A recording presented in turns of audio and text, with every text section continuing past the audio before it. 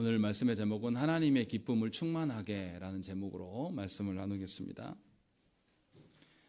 바울은 예수를 믿는 자들이 마음 안에 선한 것을 행하기를 원하지만 항상 악이 함께 있음을 발견하게 되고, 그래서 자신이 사망에 찌든 곤고한 자임을 깨닫고 고백하는 것이 예수께 나아가는 첫걸음이 됨을 밝혔습니다.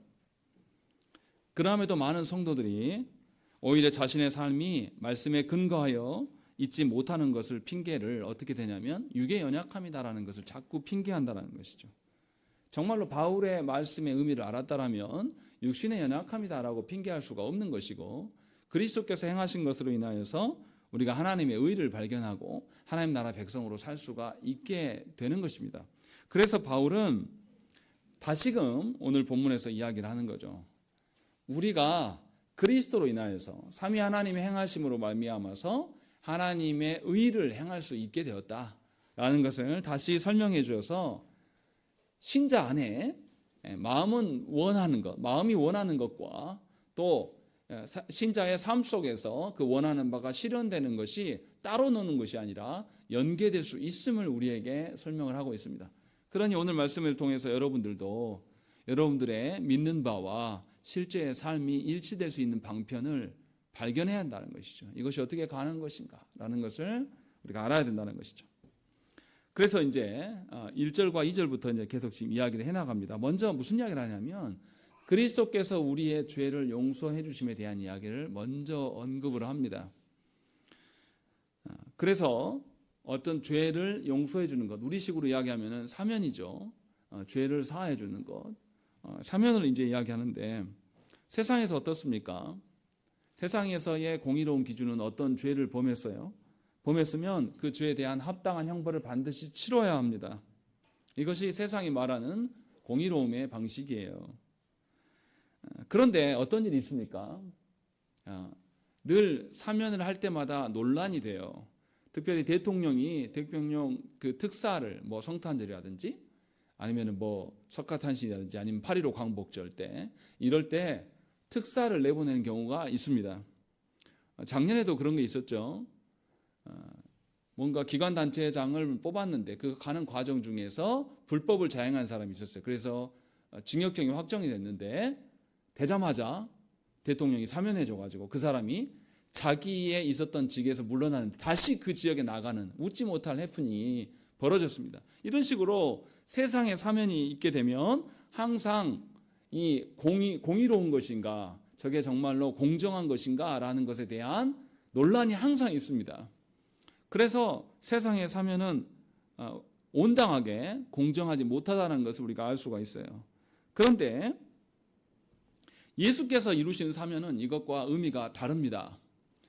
사실은 우리가 예수로 인하여서 구원받았는데 그 구원받음의 참된 의미를 알지 못하기 때문에 예수님께서 우리의 죄를 사해 주신 것에 대해서 오해를 갖게 되고, 이것을 알지 못하여서 실제로 그것대로 살지 않는 경우가 나타난다는 것을 바울이 지금 이야기를 하고 있는 겁니다. 그래서 우리는 그리스도께서 우리의 죄 용서하심, 그리스도의 그 사면의 특징을 바르게 알아야 될 필요가 있습니다. 먼저 우리가 알아야 될 것은 그리스도께서 이루어놓으신 사면, 우리의 죄 용서해 주신 것은 세상의 사면과 전혀 다른 방식이라는 거죠. 일단은 공정성에서 완전히 다릅니다. 세상의 사면은 그 사람이 무엇인가 특별하게 자기의 형벌을 다 치르지 않았음에도 사면해 주는 거예요. 그래서 항상 세상에 사면이 있게 되면 불공정과 편파성이 논란이 불이 붙입니다. 그런데 예수 그리스도로 말미암아서 베푸신 우리에게 주신 사면은 그 형벌을 누가 다 감당하셨습니까? 예수 그리스도께서 모든 죄의 형벌을 감당하게 하시도록 하나님께서 그것을 명하셨다라는 것이죠. 그래서 하나님께서 베푸신 그리스도 안에서 드러난 사면은 어떠한 공정성의 시비가 있을 수가 없어요. 왜냐하면 주님이 다 당하셨기 때문에. 그래서 또 예수께서 우리에게 베푸신 사면은 특정 누구만 해주는 사면이 아니에요. 세상은 어떻습니까? 대통령과 친한 사람, 뭔가 연줄이 있는 사람만을 사면하는 경향이 굉장히 강해요. 그런데 예수께서 우리에게 열어놓으신 사면은 예수 그리스도를 믿는 자에게 누구든지 세상에 어떤 사람들이든지 간에 예수 그리스도를 믿기만 하면 그 사면의 길을 열어두셨다라고 성경은 우리에게 분명하게 밝힙니다. 그래서 주님의 사면은 모든 이에게 열려 있어요. 그래서 어떠한 사면보다 공정한 것이고 어떠한 사면보다 가장 합당한 것입니다. 이것을 부인할 길이 없다는 것이죠. 그리고 두 번째로 그리스도께서 우리에게 허락하신 사면은 영원한 사면입니다. 세상의 사면권은 어떻습니까? 시간이 흘러서 정권이 바뀌고 또 역사가 지나고 나면 그 사면에 대한 판단을 해요. 물론 그 사람은 사면 받아서 혜택을 누렸을지 모르지만 역사가 다시 돌아보니까 그것이 온당치 못하는 것을 역사가 증명하고 후손들에게 이걸 가르칩니다. 다시 말하면 세상의 사면권이라는 것은 언제든지 그 공정성이, 그 정의로움이 번복될 수가 있다는 거예요. 그런데 그리스도 안에서 새로운 피조물이 된 자는 하나님께서 영원 속에서 사면의 일들을 하나님 허락하셨어요. 그래서 단회적인 사건입니다. 한 번 사면하셨으면 영원한 사면이 된다는 것이죠. 그래서 다시는 번복되지 않는 사면이 우리에게 주어진 것입니다. 그러니 여러분들이 예수 믿게 되어서 하나님의 자녀가 된 것은 이 영원한 사면, 단회적인 사면을 이미 경험하신 거라는 거죠. 그런 사면을 경험한 자가 다시 범법함으로 말미암아서 하나님의 형벌 가운데 들어가려고 하는 것은 참으로 어리석은 일이라는 것이에요. 그리스도께서 우리의 죄 용서하신 것이 바로 이런 거라는 거죠. 이것을 안다라면 과연 우리가 다시 범죄의 소굴로 들어갈 수 있겠는가? 그럴 수 없다라는 거죠. 예수께서 행하신 그 특징이, 사면의 특징이 있다는 것이고 또 다른 특징이 뭐냐면 예수께서 사면해 주신 것은 우리에게 어떤 요구 조건이 바라고 우리가 어떻게 해야지만 사면해 주시겠다 이렇게 하시지 않았다라는 거예요. 주님이 홀로 다 감당하심으로 말미암아서 주님이 해결하셔서 우리를 사면해 주신 거예요. 우리에게 무죄를 위하여서 어떤 보석금을 내라 그러든지 우리의 죄를 위하여서 회개를 하라든지 우리가 회개했기 때문에 주님이 우리를 구원하신 것이 아니란 말이에요. 주님이 구원하셨기에 그것에 감사해서 우리의 마음을 돌이키는 것이 회개죠. 분명하게 이 이야기를 하고 있는 거예요. 그래서 주님이 우리를 사면해 주시는 것은 우리에게 영원한 자유를 허락해 주신 것입니다. 이렇게 무조건적이고 우리가 감당할 수 없는 정도의 큰 은혜로 말미암아 주님이 우리의 죄를 용서해 주신 것이에요. 이 죄 용서의 그 크기를 안다라면 그 의미를 우리가 조금이라도 우리가 느끼고 있다면 깨달았다면 그것에 걸맞는 행동들이 나타날 겁니다. 그렇지 않겠습니까? 저도 자녀를 키워보니까 자녀에게 그냥 혼내는 것과 혼내고 나서 아빠가 무엇 때문에 이렇게 혼내는 것인지 알려주는 것은 천지차별이에요. 완전 다릅니다. 매만 때리고 끝나면 이것은 훈육이 안 돼요. 매 때리고 아빠가 이것에 대해서 얼마나 아파하고 있는지 그리고 너희들의 어떤 점을 고쳐주기 위해서 아빠가 이렇게 힘쓰고 있는지 충분히 밝혀주면 아이들도 매 맞는 것으로 슬퍼하는 것으로 끝나는 게 아니라 이제는 거기서 돌이키려고 하는 의지가 발생합니다. 예수께서 우리를 사면해 주신 것이 그러한 의미라는 거죠. 이것을 아셔야 한다는 거예요. 다시는 죄에 굴복당하지 않고 다시는 우리에게 어떤 요구 조건을 요구하셔서 우리를 사면한 것이 아니라 주님이 다 이뤄놓으신, 그래서 누구도 우리의 죄사함에 대해서 옳다 그르다 말할 수 없는 그 사면을 우리에게 허락하심을 우리가 안다라면 우리는 주 앞에 엎드릴 수밖에 없는 거예요. 그런데 그 아는 일도 누가 하시냐면 성령께서 우리 안에 역사하셔서 우리 힘으로 알라고 하시지 않는 것이 아니라 삼위 하나님께서 친히 깨닫게 하셔서 죄와 사망의 벗에서 우리를 벗어나게 해 주셨다는 것입니다.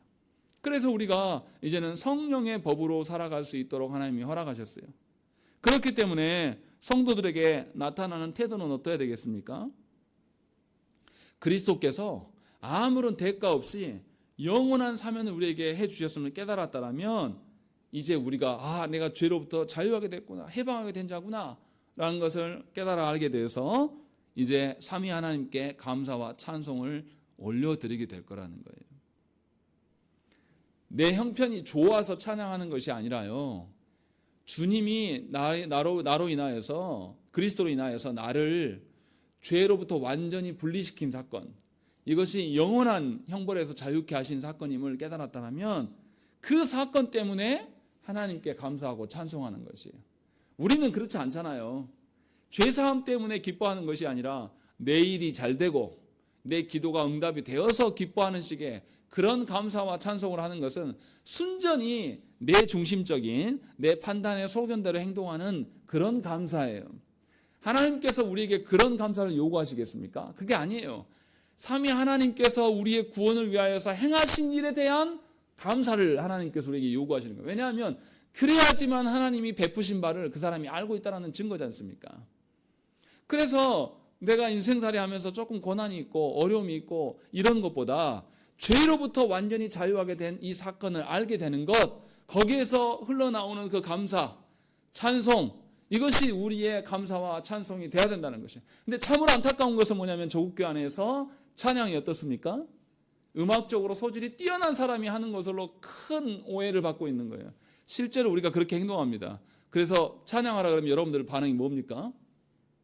함께 군중이 모였을 때는 그냥 묻어가면 그만이에요. 그런데 누구 나와서 찬양하세요 이렇게 하면 여러분들 안 할 겁니다. 여러분들이 받은 죄사함의 크기보다 내 부끄러움이 더 크다고 믿기 때문에 그렇게 행동하는 거예요. 이게 심각한 거죠. 주께서 우리에게 사면해 주심의 의미를 알지 못하고 있다는 거예요. 얼마나 간단한 겁니까? 이 몇 명 되지도 않은 무리 앞에 나와서 찬양하는 게 어렵다라는 것은 주님의 죄사함이 그 정도밖에 안 된다는 것을 우리가 실토하고 있는 겁니다. 그러니까 나에게 감사와 찬양이 있는지를 돌아봐야 돼요. 어떤 감사와 찬양이요? 주님이 죄로부터 나를 자유케 하심. 주님이 나에게 어떤 요구 조건도 원하지 않으시고 주님이 다 감당해 주셔서 내가 죄사함을 받은 것이 어느 누구에게도 공정의 시비를 걸리지 않는 그런 영원한 사면을 하나님 허락하신 것을 내가 알고 있는지 수긍하고 있는지 여러분들의 감사와 찬송을 통해서 확인을 하셔야 한다는 것이죠. 그리고 또 어떻습니까? 예수께서 친히 나에게 죄사함의 그 권리를 주셨어요. 주님이 다 감당하셨단 말이에요. 그럼 내가 할 것이 있습니까? 없습니까? 할 게 없어요. 그런데 예수 믿는 사람들 중에 교회 나와서요, 자기 자존심 때문에 신앙생활을 흔들리는 분들이 있습니다. 아니, 주님이 더 이상 우리에게 사면해 줄 때 너 이렇게 이만큼 해야 돼? 의무감을 주면서 사면해 주셨습니까? 그런 거 없다니까요. 그런데 예수 믿고 나서 자기 자신을 드러내려고 하는 사람이 교회에 너무나 많아요. 예수 믿고 나서도 자기 승질 건드린다든지 자기 이름값 조금만 누가 명예를 건드리면 교회 안 나와버려요. 그 사람은 예수께서 베푸신 사면의 의미를 전혀 모르는 사람이에요. 예수를 수십 년 믿고 직분자가 되어서 여전히 자기 이름 내고 자기 주장하는 성도는 주님이 너를 입증하라고 하신 적이 한 번도 없는데 스스로 그러고 있는 겁니다. 주께서 행하신 바를 전혀 인정하지 않는 거예요. 자기가 뭐가를 해야 된다고 생각하는 겁니다. 이런 방식으로 하나님께서 우리를 부르신 것이 아니에요. 주께서 다 이루신 것에 대해서 우리를 성도로 부르신 것이죠. 그러니까 성도는 자기를 증명하는 일에 힘쓸 필요가 없어요. 자기의 이름값 하려고 교회 생활하는 게 아니에요. 자기의 알량한 자존심을 세우기 위해서 신앙생활을 하는 게 아니란 말이에요. 너무나 쉽죠. 목사로서 여러분들 목양할 때 보면 여러분들의 자존심 때문에 흔들리는 걸 보면은 너무 안타까워요. 주께서 베푸신 바가 이렇게 크고 놀라운 것인데 그것을 하나도 만끽하지 못하고 있는 거예요. 여전히 내 이름값이 중요한 거예요. 왜냐하면 주님이 베푸신 사면은 아직도 그 사람은 누리지 못하고 있거든요. 여전히 죄 가운데 있으면서 여전히 죄 가운데서 쓸데없는 씨름함을 계속하는 겁니다. 마땅한 하나님 앞에서의 반응이 없게 된다는 것이죠. 또 예수 그리스도께서 우리를 사면케 해주심의 그 은혜를 놀라움을 아는 자라면 마땅히 드러나야 될 행동이 무엇이겠습니까? 예를 들어서 설명을 해볼게요. 제가 지금 2번 정도 제 몸에서 돌이 나왔어요. 근데 돌 나오는 과정이 굉장히 아픕니다. 그래서 누군가가 돌 나오는 사람이, 돌이 있다는 사람이 보면은 막 말해주고 싶어요. 아, 나 어떻게 해서 돌 뺐고요. 어떻게 했어요. 이게 말을 안 할 수가 없습니다. 막 말을 하게 돼요. 제가 무슨 말 하려고 하는 거냐면 여러분들이 죄 가운데 붙들려 있다가 거기에서 자유하게 되면 얼마나 큰 자유인가를 여러분들이 누린다면요, 증거하지 않고 견딜 수 없다는 거예요. 여러분 만약에 여러분들이 특별한 군대 생활을 했다 해보세요. 제가 육군을 갔는데 해병대에서 1년 8개월인가 살았어요. 육군인데 해병대로 와서 굉장히 고충이 많았습니다. 그래서 지금도 해병대 싫어해요. 저는 개인적으로. 누구 군대 이야기하면 그 이야기 꼭 합니다. 야, 너는 자대에 있었지, 난 자대에도 없었어 라고 하면서 말할 수밖에 없다는 게 그 고통이 컸기 때문에. 예수로 인하여서 우리가 죄 사면을 경험한 자라면 그 사면의 자유를 얼마나 큰 것인가를 알고 이것이 만끽하고 있기 때문에 사람들한테 증거하지 않을 수가 없다는 거예요. 죄 가운데서 허덕이는 사람에게 가서 말할 수밖에 없는 거예요. 야, 너 몸에서 돌 나왔는데 너 지금 병원 안 가고 지금 뭐 하고 있냐? 가서 병원에 가서 의사를 만나야 되는 거 아니냐? 왜 여기서 미련하게 계속 물 마시고 있고 맥주 마시고 있냐? 그게 방법이 아니다 라고 말할 수밖에 없는 거예요. 그러니까 죄 가운데 있는 사람들을 보면 우리가 죄로부터 자유한 진정한 자유함을 누린 사람이라면 그 죄 가운데 있는 자들에게 가서 그리스도에게 가라, 그리스도께서 네 삶의 주인 되신다 라는 것을 말하지 않을 수 없다라는 것이죠. 그래서 이렇게 예수 그리스도를 전하는 것이 복음을 전파하는 일인데, 복음 전파는 이런 관점에서 무겁고 힘든 일이 아니에요. 내 경험한 바를 알리는 겁니다. 내가 경험하여서 자유하게 된 것, 해방되게 된 것, 참 자유를 다른 사람들한테 알리는 것이에요. 이것이 복음 전파예요. 그런데 내가 여전히 그 죄로부터 자유함이 무슨 의미인지 잘 몰라요. 내가 여전히 죄로부터 그 자유함에 대한 해방된 참된 의미를 모르기 때문에 우리는 복음을 전하려면 굉장히 마음이 무겁습니다. 짐이 되는 거예요. 그럼 우리가 무엇을 위해서 기도해야 되겠습니까? 주께서 우리에게 자유케 하심, 주께서 우리를 해방하게 하심의 그 참된 의미를 알기 위해서 죄가 무엇인지를 알아야 돼요. 죄가 얼마나 나를 비참하게 하는 것인가, 죄가 내 영혼을 얼마나 가둬두고 있는 것인가를 깨닫고 이것을 깊이 알 수 있도록 하나님께 기도해야 돼요.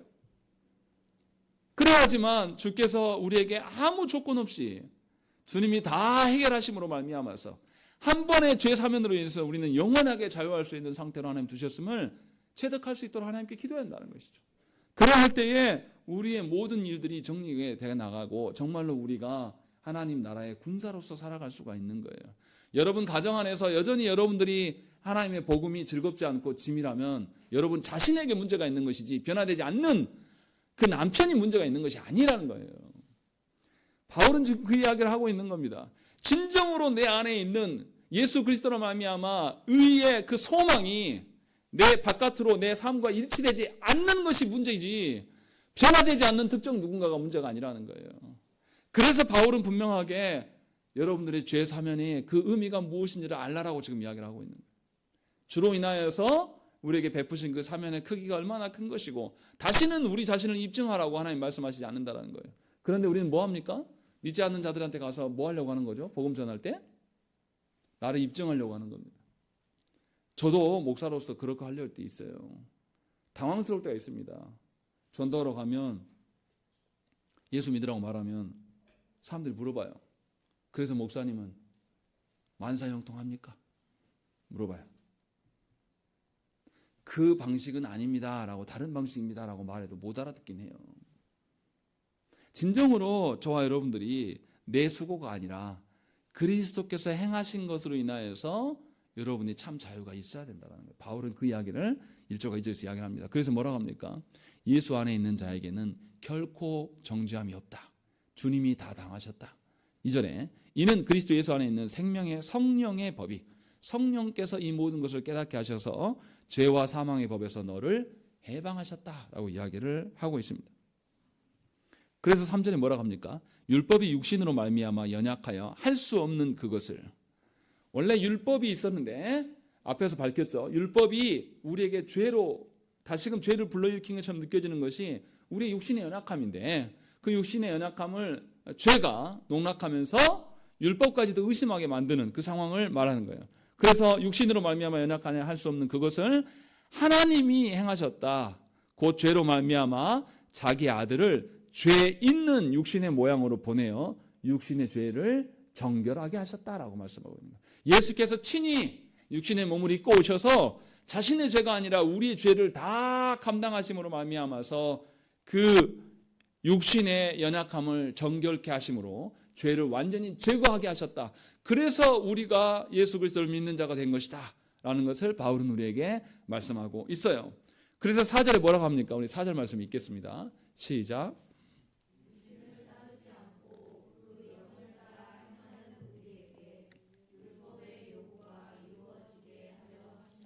예, 예수께서 죄사함을 해결하신 것은 율법이 요구하는 것, 이제 우리에게 요구할 수 있다 없다? 할 수 없다라는 거예요. 이 율법이 요구하는 바를 누가 하셨다는 거예요? 예수께서 이루신 거예요. 그러니까 예수께서 십자가의 사건은 우리의 죄의 형벌을 감당하시는 것뿐만 아니라 하나님께서 율법을 주셔서 우리에게 율법을 완수하라고 하신 것까지도 누가 하신 거예요? 주님이 다 하신 거예요.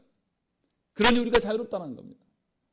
그러니까 나의 죄에 대한 사면뿐만 아니라 주님이 분명하게 율법의 완성자가 되어주심으로 말미암아서 우리는 죄의 사면뿐만 아니라 우리가 말씀대로 살아가는 그 일까지도 주님을 의지할 때에 살아갈 수가 있다라고 지금 말하고 있는 거예요. 그래서 우리의 육신이 연약하기 때문에 그렇게 할 수 없었어요 이렇게 핑계할 수 있다는 겁니까? 없다는 겁니까? 없다라는 거예요. 우리의 육신의 연약함을 누가 해결하셨기 때문에 예수께서 해결하시고 우리의 육신의 연약함을 협박할 수 있는 근거, 율법의 그 기준들까지도 누가 완성하셨어요? 예수께서 완성하셨기 때문에 우리는 그리스도 안에서 우리가 이루지 못할지라도 그리스도를 의존함으로 말미암아서 율법에서 자유할 수 있는 자다라고 지금 분명하게 말씀하고 있는 거예요. 그러니까 우리가 성령께 의존하여서 우리의 육신의 한계를 뛰어넘는 방향으로 갈아야 될지 아니면 여전히 육신의 삶에 경도되어서 육신적인 방법으로 주 앞에 서야 될지를 묻고 있는 겁니다.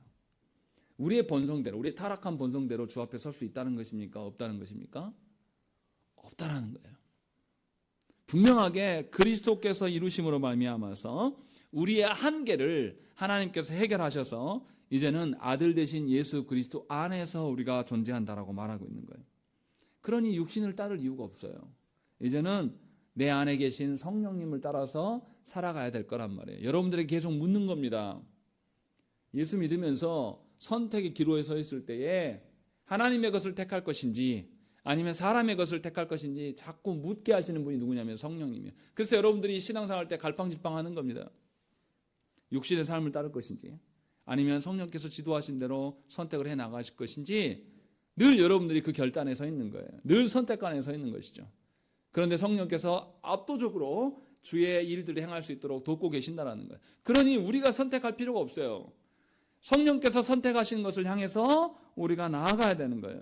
더 이상 육신을 따르지 않고 그리스도의 영이신 성령께서 인도하신 대로 깨달으신 대로 깨닫게 하신 대로 우리가 걸어가는 것, 그것이 우리가 죄와 싸워서 이길 수 있는 일이다 지금 말씀하고 있는 거예요.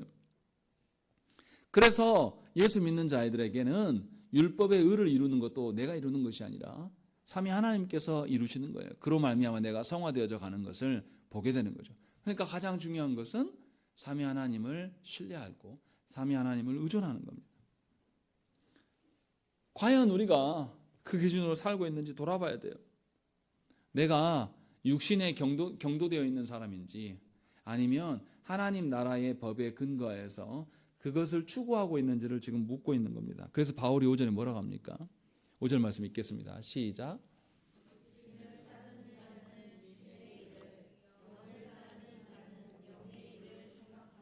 예, 여기서 생각한다라는 거예요. 생각한단 말이 뭡니까? 육신을 따르는 사람은 늘 육신의 일만 생각하는 거예요. 예배당 와서도 아이고 내가 지금 논에 물 대놓고 왔는데 지금 가서 빨리 가서 예배 끝나면서 물고 타야 되겠다. 이런 생각. 이게 육신의 그가 추구하는 건 뭡니까? 육신적인 일만 추구하는 거예요. 앉았을 때나 누워있을 때나 잘 때나 전부 다 뭐냐면 그 사람은 육신의 일을 추구하는 것이 삶의 지향성이에요. 그런데 영의 일을 추구하는 것은 뭐예요? 내가 육신의 일을 좀 더디해도 하나님께서 하실 것이라는 걸 믿기 때문에 그냥 농사를 지어도 하나님 내 농사 잘 되게 해주세요 이게 아니라 누가 봐도 하나님이 하신 것이 드러나기를 소망합니다. 하나님 내가 잘해서가 아니라요. 내가 원래부터 농사 짓는 기술에 뛰어나고 내가 부지런해서가 아니라요. 하나님께 맡기고 있을 때 하나님께서 하시는 것을 보여줬으면 좋겠습니다. 라는 방식으로 똑같이 농사를 짓지만 전혀 다른 방식으로 그 일을 대하는 거예요. 그게 삶의 추구점이에요. 그러니까 저와 여러분들이 적용하면 여러분들은 무엇을 추구하고 살아가느냐가 굉장히 중요하다는 거예요. 육신의 삶으로 인하여서 위로를 받고 거기에서 안식을 취하고 안락함을 취하는 사람들은 육신의 일로 위로를 받을 거예요. 예를 들어서 이런 겁니다. 내가 일주일 동안 열심히 일했는데 일요일이라도 좀 푹 자야지 라고 생각하는 건 그 사람에게는 잠이 위로예요. 또 내가 1년 동안 열심히 직장 다니고 일했는데 내가 여행도 가야지 라고 생각하면서 그 사람은 여행이 위로입니다. 절대 하나님께서 주시는 위로를 누리는 것이 아니에요. 여행 가지 말고 잠자지 말라는 뜻 아닙니다. 우리가 그것을 좀 못 누려도 그리스도의 은혜가 있으면 그것을 다 이겨낼 수 있는 힘이 있습니다. 그거 남들이 누리는 거 다 못 누리고요. 남들이 먹는 고기 다 못 먹어도 살아가는데 아무 지장이 없어요. 저 어렸을 때 사는 동네에 실제로 가난해서 두 끼 먹는 집들이 있었어요. 그 집에서 못 먹어서 죽은 사람 한 명도 없었습니다. 물론 다 날씬했어요. 이렇게 저처럼 살찐 사람이 없었습니다. 왜냐하면 가난한 동네에 사니까. 그런다고 해서 죽은 사람 없고요. 그런다고 해서 그 사람이 어떤 문제된 것이 하나 없어요. 그런데 그 가난함에 짓눌려서 가난한 것 때문에 고심하고 괴로웠고 그런 사람은 죽어라고 돈 버는 일을 했고 돈 버는 일이 안 되면 낙심해서 술퍼 마셨어요. 그래서 평상시 깨어있을 때는 그 양반이 그렇게 선하고 좋은 양반인데 술만 먹으시면 개가 되는 겁니다. 온 집안 식구들을 두들겨 패요. 왜냐하면 그 사람의 추구함이 어디에 있기 때문에 육신의 삶, 가난을 탈피하는 것이 그의 삶의 전부였기 때문에 그것으로 인하여서 그 가정이 온 가정이 괴로움 가운데 있었다라는 거예요. 제가 이 비유를 왜 이야기를 합니까? 여러분들이 육신의 삶을 위하여서 열심히 살아갈 거라는 걸 제가 잘 알아요. 그러나 그 안에서 절대로 여러분들에게 위로가 되고 안식이 될 일이 없다라는 겁니다. 육신의 일이라는 것은요, 자본주의 사회에 있는 우리에게 주시는 안락과 안식이라는 것은 상대적이에요. 내가 아무리 많이 누렸다 하더라도 나보다 더 누린 사람이 생겨나면 내가 안정을 취할 수가 없어요. 계속 나는 돈 찍어내는 기계로 살아가게 되는 겁니다. 분명하게 세상이 이것을 다 말하고 있는 거 저 여러분 다 압니다. 그런데도 우리가 하나님의 것들을 추구하지 않아요. 추구하지 않는다는 증거가 무엇입니까? 우리가 세상 속에서 통용되는 것으로 위로를 삼는 거예요. 세상의 것들이 여전히 내 자신의 낙이고 기쁨이에요. 돈이 많이 들어와야 되고 건강이 들어와야 되고 사람의 위로가 있어야 되는 것이고 또 내가 인생에서 목숨을 걸 만큼 중요한 일이 하나님과 상관없는 일이라면 더더욱 큰 문제예요. 여러분들은 무엇을 위해서 목숨을 걸 수 있습니까? 이러한 것들을 점검하면 금방 알 수 있다는 것이죠. 이렇게 살아가면 살아갈수록 어떻습니까? 세상에서 자본주의 사회에서는 최고만을 기억해요. 남의 것들이 타인들이 가진 소유가 다 떨어져 나가도 자신만 괜찮으면 괜찮은 거잖아요. 그렇지 않습니까? 자본주의 논리가 그런 거 아니에요. 그래서 이 사회에서 어떻습니까? 가진 자들은 계속 많이 가져요. 없는 사람들, 가진 사람은 우리 사회의 90%의 부를 5%도 안 된 사람이 다 갖고 있습니다. 그리고 나머지 10% 가지고 90% 된 사람들이 그걸로 가지고 서로 나눠 먹게 하려고 아등바등 하는 거죠. 아무 신경 쓰지 않아요. 가진 자들은 또 집권자가 되어서 집권자들은 가진 자들을 위한 정치를 하는 거예요. 그리고 서민들을 계속 속이는 거죠. 이러면서 계속 다른 걸 이야기를 하는 거예요. 결국은 뭐냐면 이러한 세상의 육의 것들을 쫓으면 쫓을수록 우리는 서로에게 갈등을 유발시키는 자가 되는 거고 서로가 반목하게 됩니다. 절대로 하나를 누릴 수가 없어요. 결국에는 자기 것을 이루기 위해서 상대방을 죽여야 돼요. 죽이고서라도 이루는 것이 우리 소원이야. 우리 자녀들이 공부가 왜 괴롭습니까? 1등 해야 되거든요. 몇 등급 해야지 대학 가거든요. 그래서 괴로운 거예요. 그게 아니고 순수하게 알의 재미, 알므로 인하여서 내가 1등하지 않아도 서울대 가지 않아도 다른 대학 지방대를 가더라도 내가 무엇인가를 해나갈 수 있다는 것을 알려주고 아이들한테 하면 아이들이 스스로 해나갈 거예요. 그런데 어른들의 두뇌가 썩어서 어른들의 지향점이 완전히 썩어 있기 때문에 뭐 하는 겁니까? 의대 아니면 안 되는 거예요.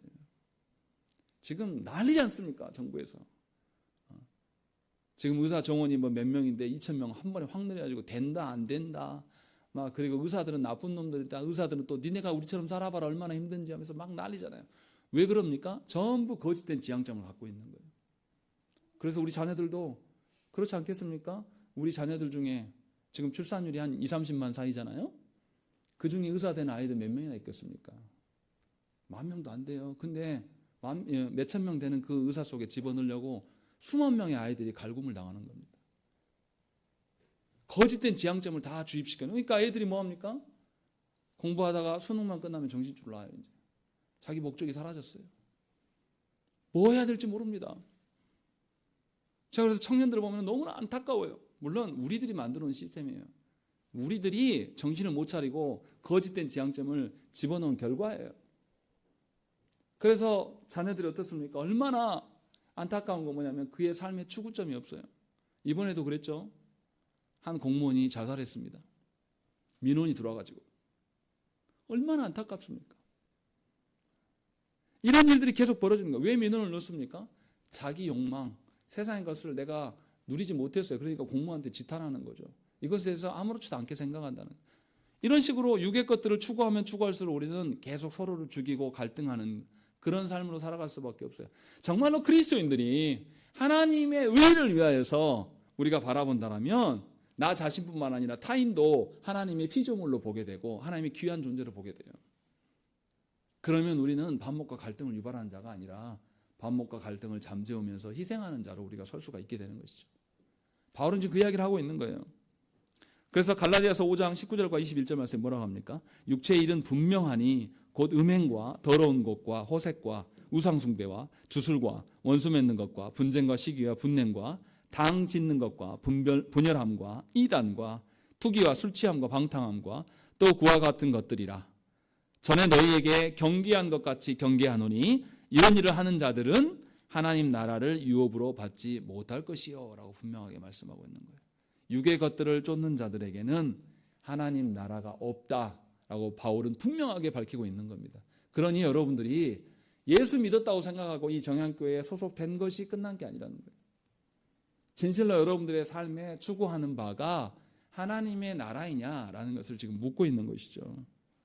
반면에 영을 추구하고 살아가는 삶은 어떤 것입니까? 영을 추구하는 것은 성령께서 말씀을 깨닫게 하여 주셔서 보게 하신 것, 하나님 나라, 또 하나님의 질서들을 존중하게 돼요. 그리고 실제로 말씀대로 살아보려고 소망하게 됩니다.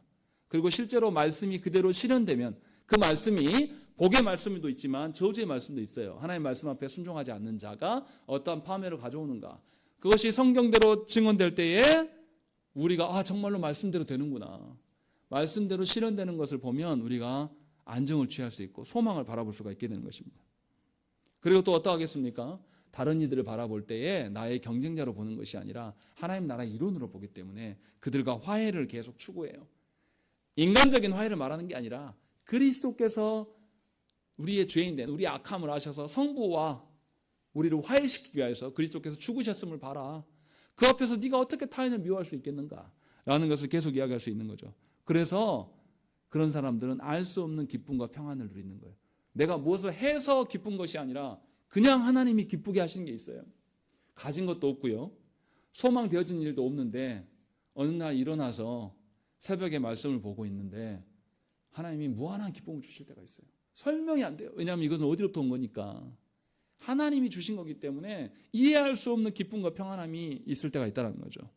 이렇게 우리가 이런 것들을 누리면서 살아가게 되면 타인들이 알아봅니다. 다른 사람들이 알기 시작해요. 예수 믿는 것이 저런 건가 보다 라고 막연하게라도 느낄 수가 있게 된다는 것이죠. 그래서 우리는 힘들고 억울한 중에 분노를 유발할 수밖에 없는 그 상황 중에서도 우리는 하나님께서 베푸신 바를 붙잡는 겁니다. 그래서 인내할 수 있게 되는 거예요. 그리고 주께서 말씀대로 실현하실 때를 기다릴 수 있는 힘을 얻게 되는 겁니다. 이렇게 살아가면 세상 누구보다도 예수 믿는 사람들이 훨씬 더 인내할 수가 있게 되는 겁니다. 인내의 실체가 하나님이신 거죠. 그것을 우리에게 보여주는 거죠. 또 어떻게 살겠습니까? 그리스도께서 희생하심을 알기 때문에 내가 좀 희생한다 할지라도 하나님 앞에 설 수 있게 되는 것이 훨씬 더 중요한 일이 되는 겁니다. 내가 희생함으로 다른 영혼들이 주 앞에 온전하게 설 수 있다면 기꺼이 할 수 있는 거예요. 그 사람이 나한테 오면 지긋지긋할 수 있어요. 내가 싫어하는, 아무리 나에게 혈연 관계가 있고 나의 어떤 관계가 있다 할지라도 그 사람이 나한테 가까이 오고 나를 피해를 주는 사람 우리 다 싫어하지 않습니까? 그런데 그 사람에게 주님이 나에게 한없는 기회를 주시는 것처럼 그 사람에게도 기회를 줘야 될 거 아닙니까? 그 시선으로 그 영혼을 바라본다라면 우리가 그에게 더 기회를 줄 수가 있는 거예요. 이런 방식으로 삶의 방식이 달라지는 거예요. 그래서 실질적으로는 누구를 신뢰하는 겁니까? 예수 그리스도를 신뢰하는 겁니다. 하나님의 약속을 신뢰하는 것이지 그 사람을 신뢰하는 것이 아니에요. 주께서 이루실 것을 믿는 마음으로 충성할 수가 있는 것이지 그 사람의 됨됨이를 보면서 내가 어떻게 하는, 그 사람과의 씨름하는 것이 아니라 하나님을 바라보면서 신뢰할 수 있는 거예요. 그 사람이 나에게 가까이 오면, 지금 당장 오면 내가 떠안아야 될 게 많고 부담이 너무나 많아요. 그런데 내가 주님을 따르는 마음으로 이 사람을 품겠노라 하시면 하나님께서 나의 떠안을 짐을 하나님께서 거두지 않겠습니까? 하나님께서 내가 떠안할 모든 것도 하나님 거두가신다라는 거예요. 그래서 더더욱 하나님의 역사를 더 보게 되는 거예요. 이것이 영을 따르는 사람이에요. 그래서 우리가 이렇게 살기 위해서는 어떻게 해야 됩니까? 성령의 역사하심을 구해야 돼요.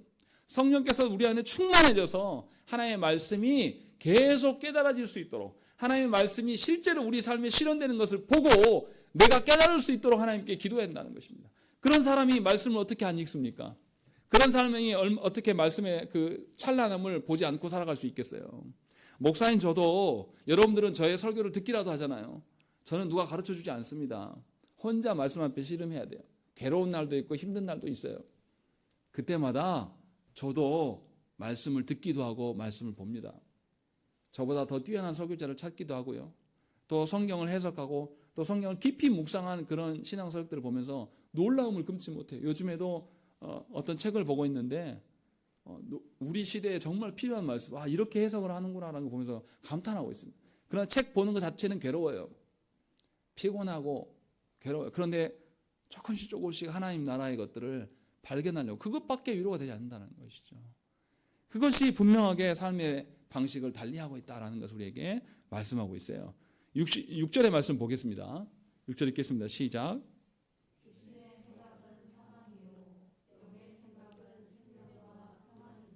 네, 분명하게 육신의 일만 아니라 이제 생각까지 이야기합니다. 추구하는 것, 일을 추구하는 것만이 아니라 일을 추구하려면 생각을 하는데, 바울은 생각에 대한 이야기도 이제 이야기를 하고 있어요. 육적인 일에 관심에 몰두하게 되면 영적인 관계가 사망하게 됩니다. 몸의 건강도 함께 사망을 향해 갈 수밖에 없어요. 그래서 그의 판단력과 가치관이 흐릿해집니다. 하나님을 향한 소망이 다 사라집니다. 반면에 영의 관심에 몰두하게 되면 전부 다 살아나는 것을 경험하게 됩니다. 우리의 영혼의 기쁨과 소망이 살아나서 우리가 설레고 기대하는 삶을 살아갈 수가 있게 돼요. 오늘 또 하나님의 말씀이 어떻게 내 삶에서 성취될 것인가를 기대할 수 있는 것이죠. 또 말씀을 계속 고대하기 때문에 그는 믿음의 교제를 갈망합니다. 진심으로 말씀을 붙잡고 씨름하고 있는 사람을 만나기를 원해요. 목회자인 저도 그거 항상 바랍니다. 저만 그런 사람이 되기를 원하는 게 아니라 실제로 말씀이 정말로 우선하여서 어려운 중에 있지만 말씀에 실현을 놓고 기도하고 설교하는 그런 목사님들 만나면 서로가 알아봅니다. 너무 좋아요. 그러면서 함께 위로가 되는 것이죠. 또 이런 믿음의 교제가 있게 되면 우리의 분별력과 판단력이 더욱더 선명해져요. 자문의 말씀에서 뭐라고 합니까? 친구는 칼과 같아. 그래서 서로가 어떻게 해요? 서로 이렇게 마주치면 서로 더 예리하게 단련된다는 것이죠. 그런 교제가, 믿음 안에서의 교제가 드러나게 되면 우리의 판단력이 더 정교해지고 분별력이 더 확실해져서 분명하게 거짓된 것을 확실하게 단절할 수 있어요. 하나님의 것들에 대해서 온전한 것들을 세워갈 수가 있다는 것입니다.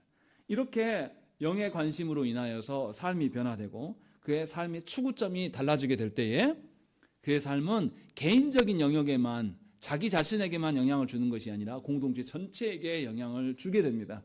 그래서 성도는요, 내가 믿음의 삶과 은혜로운 삶을 취하지 못해도 교회 안에 어떤 한 영혼이 그렇게 살아가면 그 영혼 안에 드러난 하나님의 말씀으로 인하여서도 우리는 크게 위로를 받습니다. 엄청난 자극을 받게 되는 것이죠. 여러분들 각자가 그런 사람이 되기를 하나님이 원하셔서 여러분들을 믿음의 사람으로 불러놓으신 것이에요. 그래서 교회 안에서만이 아니라 세상 밖에서 나가서도 세상의 질서를 따르지 않는 자들이 바로 그리스도인들이다. 세상의 질서로 인하여서 상대방을 잡아먹고 죽이는 데 주력하는 것이 그리스도인들이 아니라 저들의 희생으로 말미암아 그나마 이 세상이 따뜻하구나. 저들의 헌신으로 말미암아서 그나마 우리가 온전한 것을 바라볼 수 있게 되는구나라는 것을 증거하라고 하나님께서 우리를 부르신 것이에요. 이것이 복음의 가치고 이것이 그리스도께서 우리에게 행하신 바의 가치라는 것입니다.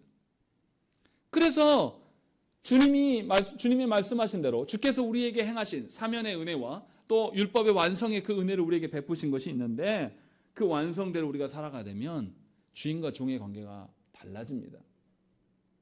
서로 싸우고 견제하는 갈등이 아니에요. 또 우리 사회에서 우리 젊은이들 사회에서 남자와 여자 갈등이 얼마나 심합니까? 이렇게 남자와 여자가 서로를 미워하고 증오하는 시대는 없어요. 정말로 역대급입니다. 실제로 30대에 결혼하지 않은 사람들이 절반 정도 된다 그러죠. 서로가 싫은 거예요. 서로 존재 자체가. 그런데 그리스도 안에서 서로를 발견하게 되면 가정됨을 보게 되는 거예요.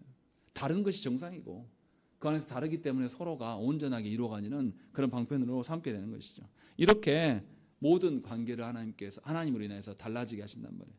또 유대인과 이방인이 예수께서 오심으로 말미암아서 그 경계를 허무셨지 않았습니까? 또 나라와 나라가 민족과 민족이 서로 어떤 관계들이 다 해결할 수 있는 것이 그리스도 안에 있는 거예요. 또 우리가 처해 있는 이 조국 현실을 보세요. 정치적으로 얼마나 수준이 정말로 추접스럽습니까? 좌파 우파가 얼마나 싸웁니까? 자기 싫어하는 사람 있으면 그 집안 모든 사람까지 싹 털어가지고 심지어 카톡의 내용까지도 전부 조사해서 다 징역 보내야 돼요. 내 앞길 막는 사람 있으면 이렇게 죽여버리겠다라는 거. 그런데 정치인들 중에 그리스도인, 참된 그리스도인이 있다면 이것을 왜 그만두고 놔두겠습니까? 저는 누가 옳다고 말하는 게 아니에요. 좌파나 우파나 다 마찬가지로 참된 그리스도인이 없다라는 거예요. 그것이 심각한 현실이라는 거죠.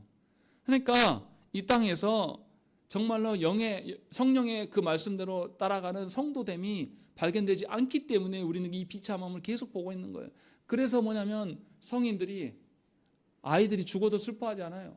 세월호 사건으로 죽고 이태원에서 죽은 사람들이 어떤 성인들이 죽었습니까? 우리 젊은 청년들이에요. 그런데 장년된 우리들이 슬퍼하지 않는단 말이에요. 내일 아니라고 생각하는 거예요. 어떻게 그리스도인 된 자들이 이럴 수 있냐 이 말이에요. 어떻게 그리스도인들이 발을 딛고 살아가는 이 사회가 이런데도 우리가 울지 않고 기도하지 않느냐 이 말이에요. 바울은 그럴 수 없다라고 지금 말하고 있는 거예요. 정말 너희가 그리스도인이고 하나님의 자녀라면 그런 일에 대해서 함구할 수 없다. 하나님 나라의 질서로 용납할 수 없는 일인데도 우리는 다 눈을 감고 있습니다. 내 새끼가 죽은 게 아니거든요. 나랑 아무 상관없거든요. 그런데 기억하셔야 돼요. 우리 자녀가 그 틈바구니에 있을 수 있습니다. 세월호 사건 멀리 있었던 게 아니에요. 우리 전라도 앞바다에서 있었던 일이에요. 그런 것이 비일비재하게 지금 계속 일어나고 있어요. 이것은 하나님을 향한 대적함이에요. 그래서 바울이 7절과 8절에 그 이야기합니다. 7절에 뭐라고 합니까? 7절 읽겠습니다. 시작.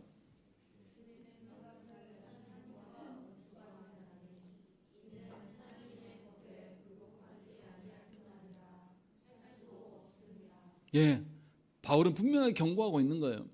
우리의 삶 가운데 하나님의 다스림이 드러나지 않는데도 우리가 놀라지 않는 것은 우리가 하나님과 대적하고 있는 것이다. 원수이다 라고 지금 말하고 있는 거예요. 하나님의 권위를 싫어하고요. 하나님의 주권과 하나님의 간섭도 우리는 싫어합니다. 하나님이 책망하시는 것, 하나님의 선한 기준을 말씀을 우리에게 주시지만 그 말씀으로 나를 돌아보면서 내 가정을 돌아보면서 말씀의 기준에 우리 자녀들이 합당한 자인지를 돌아볼 생각을 하지 않는다라는 거예요. 왜냐하면 하나님을 싫어하기 때문에요. 하나님 존재 자체를 부정하기 때문에 내가 살아가고 있는 곳에서 이런 비참한 일이 일어나도 우리는 요동하지 않아요.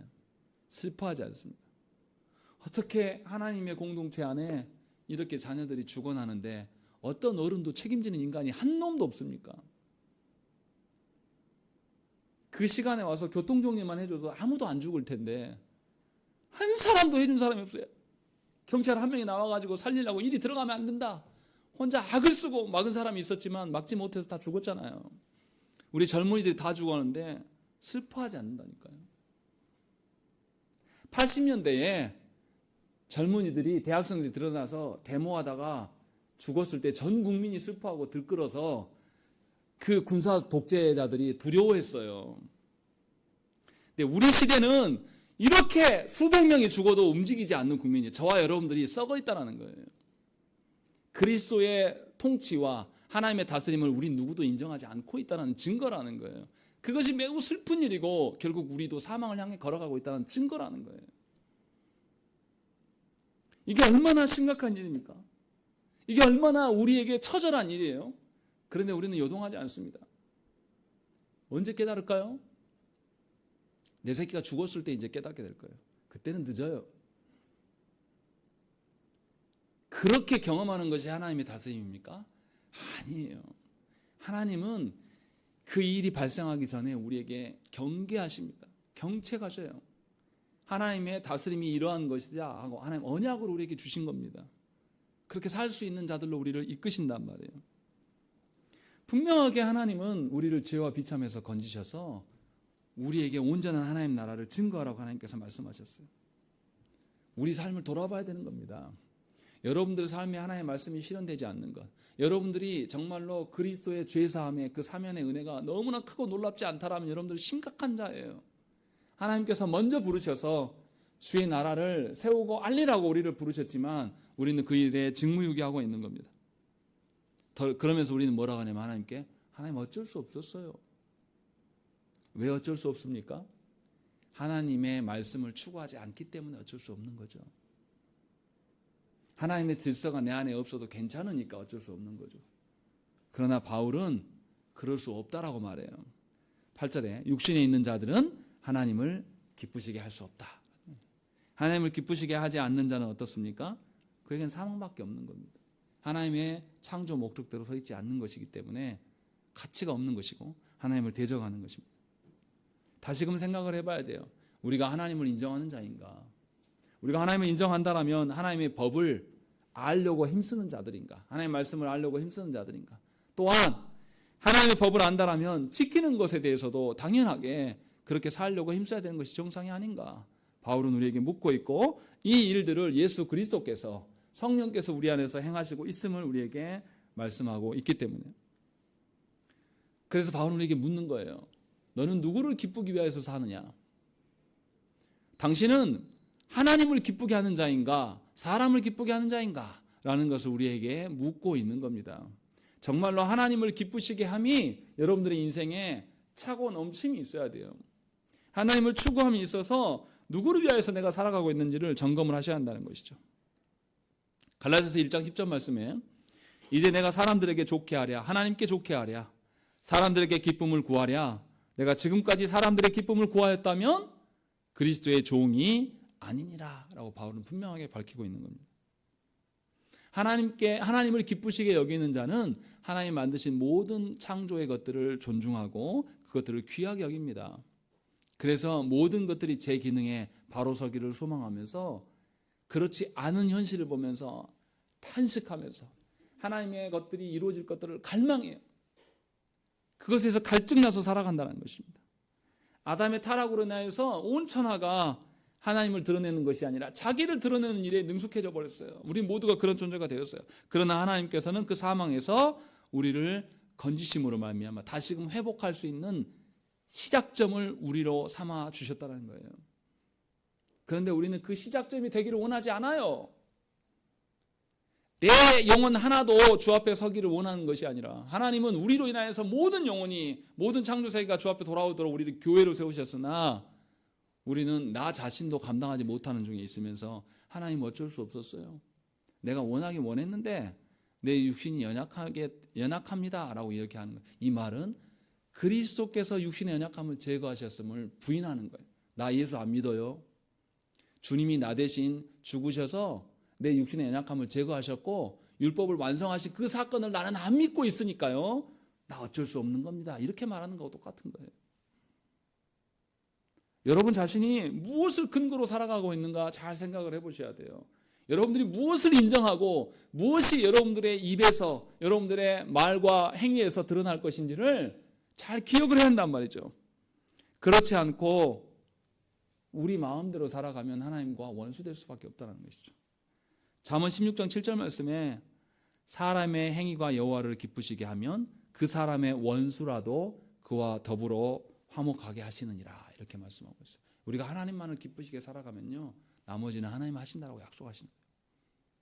그런데 사실은 하나님을 기쁘게 하시는 것도 사실은 우리의 힘이 아니라 성자 예수 그리스도와 성령의 행하심으로 인하여서 우리에게 다 이루셨다는 것이죠. 예수께서 그래서 마지막으로 승천하시면서 제자들에게 무슨 이야기 하셨습니까?